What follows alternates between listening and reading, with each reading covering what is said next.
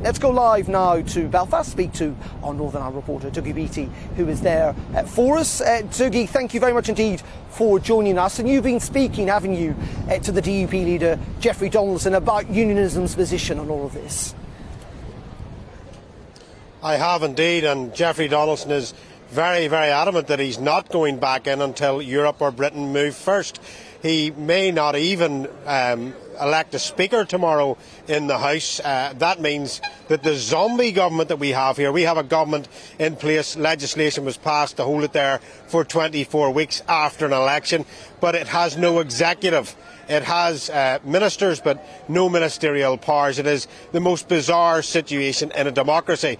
Of course, in Northern Ireland we have to have a D'Hondt-style government where there is no real opposition.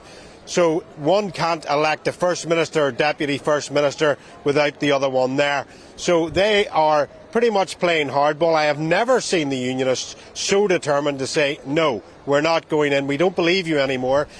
Boris Johnson promised us, Liz Truss promised us, Michael Gove promised us, and Lord Frost promised us. They are now saying, Europe, it is overdue. But of course that will cause a problem with Sinn Féin. Sinn Féin are the largest party in the Republic of Ireland, and they are very, very keen to keep the protocol in place, because if the protocol is taken away completely, it may cause problems for the Republic of Ireland's economy. And of course Sinn Féin don't want to see that happening either. So it is all to play for here in Northern Ireland. And I'm at the Balmoral show today, and this is full of farmers, one of the biggest agricultural shows in Ireland. And of course they're suffering the most by this.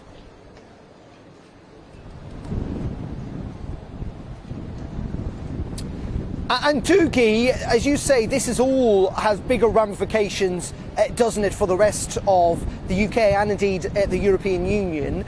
But I get the sense that there is frustration, isn't there, not just where you are in Belfast, but also down south. I mean, the Irish government have been pretty vocal, insisting that the British government shouldn't do this. Absolutely. I mean, relations between the Republic of Ireland and Northern Ireland probably haven't been as bad since the early 1990s, and it all comes down to trust, all of it, and respect for each other. Now, Simon Coveney was here yesterday. He's the Irish Foreign Affairs Minister, and Unionists do not recognise him anymore as a neutral. They are saying that he is part of the problem, he is part of Europe that negotiated this agreement that they see as very restrictive to their economy and to their own culture.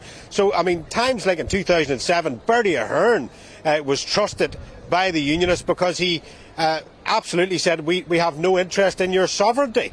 And now this protocol has brought into question the consent and therefore governance in and around Northern Ireland of their own laws that is now being decided in Europe.